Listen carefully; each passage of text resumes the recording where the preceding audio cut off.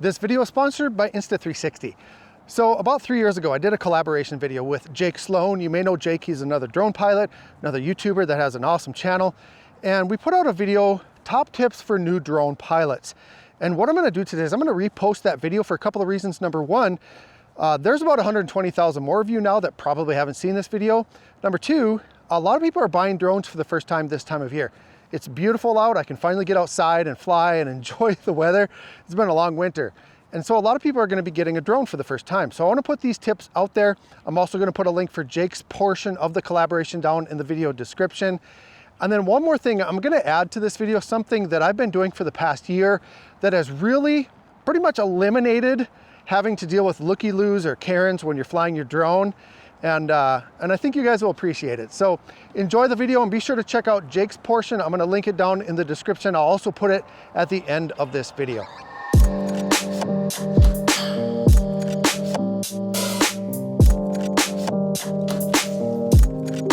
So one thing that I started doing is when I go flying, I carry some cones with me. I found that when you, excuse me. Huh. Hey Jake, how's it going? It's about the 4th of July. I think you should start filming snowstorms about now, right? Not quite. You know, we got probably another 2 weeks of summer before it starts snowing up here, so yeah, we're good. Yeah, I got some time. I was just heading out. Golden hour is coming, so what's up? I was wondering if you ever have to deal with onlookers and how you handle that when, you know, when you're flying your drone and people come up, they start asking you questions, start maybe wondering if you're spying on them, stuff like that. Have you ever run into that, and how do you handle it? Oh yeah, it's funny you should ask that question because I was just talking to my viewers about that. You know, when I go out flying in public, I used to try to hide and try to find a place where, you know, people weren't gonna be so I could avoid people. But what I started doing now is I started carrying some of these orange traffic cones with me, just the little ones. And I put those up around my landing pad, and that seems to help with people coming and, you know, the looky-loos or whatever, because, you know, they really think that if there's cones up, there's something like serious going on. And, you know, you would think the orange cones would attract people, but it actually keeps people away because they feel like it's, oh, there's something professional going on over there. Maybe I shouldn't approach them. So it's really worked out for me, you know, only a couple of times, but it has worked. And if people ever do come up to me, I try to be as polite as possible. I try to, you know, be as respectful, and I just let them know, you know, please let me concentrate on my drone, you know, just for safety reasons. And then I'll visit with you after I land. And then I also remind them that if they're gonna get a little too close to the landing zone, they might get a haircut that they're not expecting. So yeah, just get a couple of those cones maybe, and then just be sure to have a landing pad that kind of designates, you know, the drone area. I think that really helps. So one more thing that you can do to mitigate people harassing you is to set up a camera while you fly. Get a tripod and mount a camera facing you and hit record. When most people see a camera, they're not gonna walk up to you. Now the camera that I've been using is the 1R with the 1-inch lens on it from Insta360 because I always have it with me to capture any family adventures or memories or anything that comes up. But now there is the 1 RS with the new 4K boost lens. With this combination, Insta360 has given the world the most fun family action camera and looky-loo repellent that you can buy. With 13 different shooting modes, including 4K 60 video, 48 megapixel photos, active HDR, 2.7K slow motion, and much more, you have so many options to capture and create fun memories to look back on for years to come. The 1 RS has major improvements over the 1R, such as much improved audio, 21% increased battery life, in-camera flow state stabilization, and all of the mods are backwards compatible. I've been using Insta360 cameras for 2 years now to capture my family's memories and action fun, and I carry one with me everywhere I go. If you're looking for a powerful action camera that has the ability to change as your needs change, there is a link for the Insta360 One RS in the video description. Thanks again to Insta360 for sponsoring this video. Let's get back to the tips. Hey, I got a question for you. What's your opinion about registering your drone with the FAA? Is that something that you think we really need to do, or is that just big government trying to break us down? Big government? Not quite. You know, the FAA is really doing their best to try and handle a really rapidly evolving industry like with drones because, you know, I mean, just a few short years ago, there wasn't really anything like drones that we have now out there that are so powerful and capable. And so they're just setting a process in place to try and keep the skies safe. And they're developing a process to try and make sure everybody who flies, whether you're flying drones or small planes, to keep everybody safe. And it is the law, so you do have to register, at least if you're in the U.S. Other countries obviously have different rules, but you do have to register in the U.S. and it's not a big deal. It only costs $5 to register as a hobbyist. If you find another site that tells you to register for $25 or $30 or $40, don't pay attention to that. You just go to faadronezone.faa.gov and it's $5. It takes 5 minutes. It's super fast and super easy. Oh yeah, that totally makes sense. So you've been flying for what, over 2 years now? Yep, just coming up on 2.5 years. So what were some of the most valuable things for you when you were first learning how to fly? Well, I tell you what I did. I rolled up my sleeves, I put on my work pants, my work boots, and I sat down at the computer and started watching YouTube videos.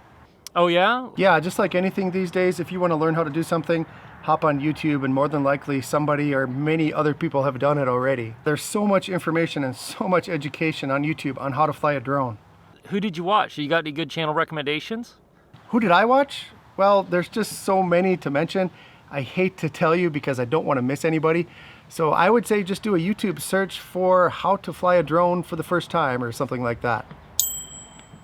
Yeah, YouTube is really amazing. I probably should get on there more, Hey, speaking of YouTube, I was watching a video the other day and there was some guy using ND filters on his drone and supposedly that helps you get more cinematic footage. Is that true, or is that just that guy just trying to sell you something?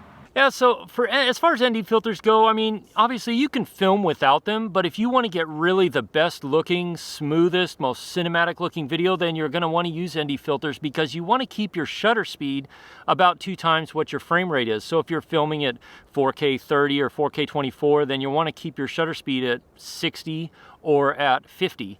And that'll give you the most smooth, most natural looking motion blur that you can get on your video, and it really, really will help improve the quality of your videos. Oh, okay. Well, that totally makes sense. Hey, so I was I was just curious if you remember when you first got your drone and you were so excited to fly it that you launched it inside your house and you almost killed your cat, or is that too soon? Yeah, good times. Good times.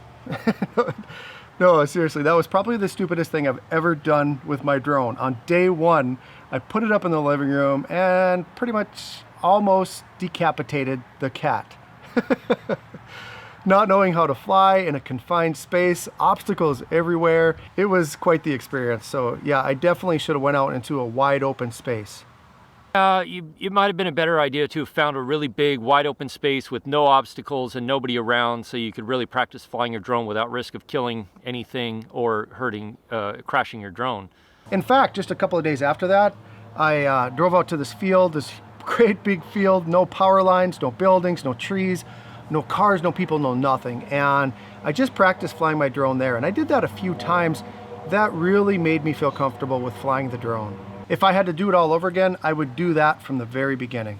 Yeah, we've really come a long way since those first days of flying, right? Yeah, I would say that for sure.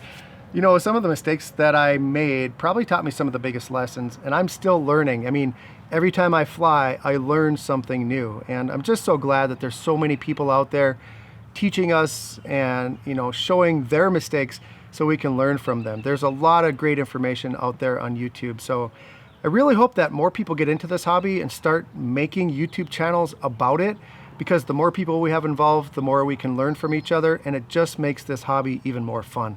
Yeah, I agree. All right, man, I better get back to flying. Golden hour is pretty much over, but I'm gonna try to get a little bit of footage in here, so. Well, if you're interested in golden hour, you really should come to Alaska, because basically in the winter we have golden hour that lasts all day long when the sun sort of comes up over the mountains and stays really low and then, sinks about 45 minutes later. It's really great. Yeah, that's true. You definitely have a lot more sunlight hours up there than we do here, so. All right, Jake, well, we'll talk to you soon. Have a good one. Hey, man, thanks a lot for the tips. I really appreciate it. I'll have fun flying, and I'll chat with you again soon. Bye. All right, so if you want to learn even more tips on how to fly a drone as a beginner, head on over to Jake Sloan's channel. I'll put a link in the description for his channel. If you haven't checked him out, you really should. He does great product reviews, he has great tutorials. He lives in Alaska, so his footage is unparalleled. He has some great footage of our beautiful Earth. So head over to Jake, and we got some more tips over there for you. If you got anything out of this video, please click on that thumbs up button. If you have any questions about anything that was presented today, or if you have further questions about flying for the first time, put them down below in the comments and I'll get back to you as soon as I can. There really is so much to learn, and like I said, I truly am learning something every time that I fly. And so I'm sure you guys do have questions, and I'm happy to visit with you. So follow me on Instagram and Twitter if you like Twitter, and just comment below, and some way we'll connect and I'll help you guys out. I want to thank you for watching today. As always, fly safe and fly smart.